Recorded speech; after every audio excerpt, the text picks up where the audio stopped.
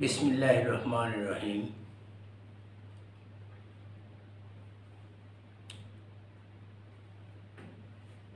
আমাদের জাতীয় কবি কাজী নজরুল ইসলাম রচিত ইসলামী আঙ্গিকে অনেক পুস্তক আমরা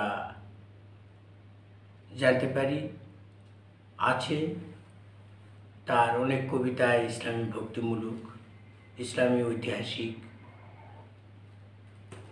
গল্পের মধ্যেও তিনি জাগরণের মধ্যেও ইসলামী সাহিত্য তিনি ভুল করেননি।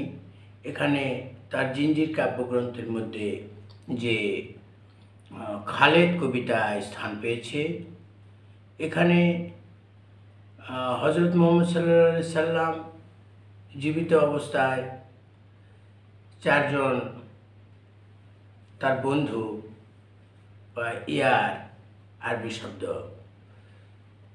যাদেরকে খলিফা বলা হয়, তাদের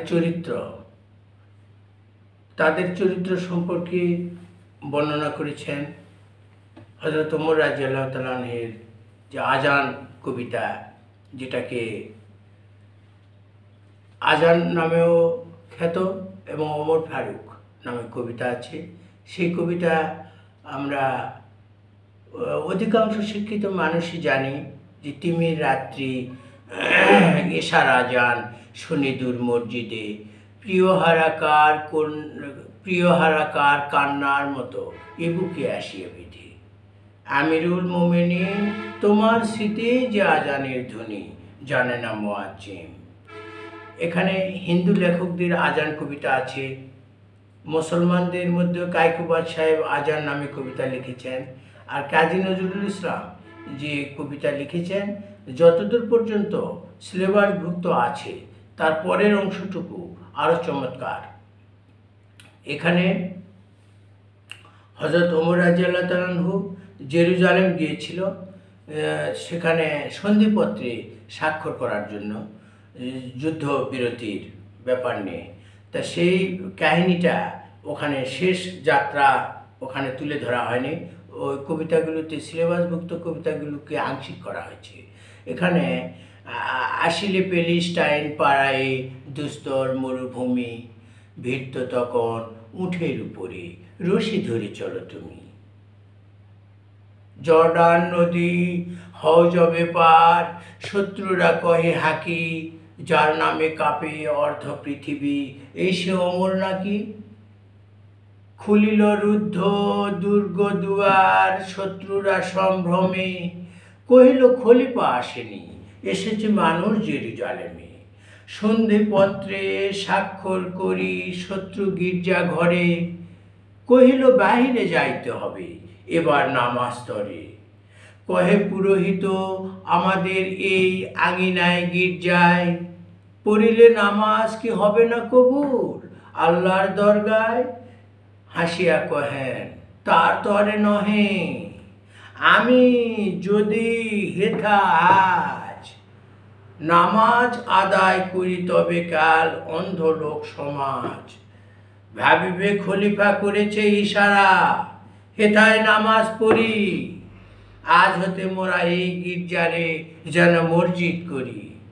ইসলামের এ নহে কো ধর্ম, নহে কো খোদার বিধান, কারো মন্দির ও গির্জাতে মসজিদ না করে মুসলমান। কেঁদে কহে যত ঈসা ইহুদি, অশ্রু সিক্ত আখি, এই যদি হয় ইসলাম তবে, তবে আর রহিবে না কেহ বাকি, সকলে আসিবে ফিরে গণতন্ত্রের ন্যায় সাম্যের শুভ্র এই মন্দিরে। এগুলো ইসলামের বিষয় নিয়ে তিনি লিখেছেন ইতিহাস, পাকা ইতিহাস, যেখানে সন্ধিপত্র যে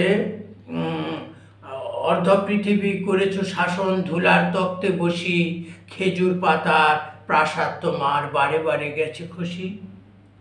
একটি মাত্র পিহিরান রোদে শুকায়নি তাহা বলে, রোদে ধরে আছে খলিফা ওমর বসে দু আঙিনা তলে। মানুষ হইয়া মানুষেরই পূজা, মানুষেরই অপমান, তাই মহাবীর খালেদের তুমি পাঠাইলে ফরমান। সিপাহ সালার ইঙ্গিতে তব পাঠালে মামুলি সেনা, বিশ্ব বিজয়ী বীরের শাসিতে এতটুকু টলিলে না। এখানে মহাবীর খালেদকে প্রধান সৈন্যাধ্যক্ষের পদ থেকে পদচ্যুত করা হয়েছে। এই কবিতার অংশ আবার খালেদ নামে কবিতার মধ্যে, যে অমর যেদিন উজুহাতে তব পাঠাইল ফরমান, সিপাহ সালার খালেদ পাবে না পূর্বের সম্মান। আমার আদেশ খালেদ অলির সেনাপতি থাকিবে না, সাদের অধীনে করিবে যুদ্ধ হয় সাধারণ সেনা। ঝরা জলপায় পাতার মতন কাঁপিতে কাঁপিতে সাত, নফসি নফসি গনে আর সেটা জপে গনে পরমাদ। শিশুর মতন সরল হাসিতে বদন উজালা করি, একে একে সব রেখে দিলে তুমি সাদের চরণ পরি। বলিলে আমি তো খলিফা হতে, আমি তো সেনাপতি হতে আসিনি ইবনে সাদ, সত্যের তরে শহীদ হইব এই জীবনের স্বাদ। এ তো অমরের নয়, এ তো খলিফার ফরমান। শিশি আমি লুঙ্গিয়া তাহার রোজ কিয়ামতে হব যশ বদনামি। এই তো বিদ্রোহী কবি কাজী নজরুল ইসলাম ইসলামকে কিভাবে তিনি লিখেছেন। কখনো তাকে ফার্সি ভাষায় নীলসে আসমান, লালে লাল দুনিয়া, আম্মা লাল তেরি খনকিয়া খুনিয়া, কাঁদে কোন ক্রন্ধসী কারবালা ফোরাতে, সে কাঁদনে আসোহানি সীমারের সোরাতে। পরবর্তী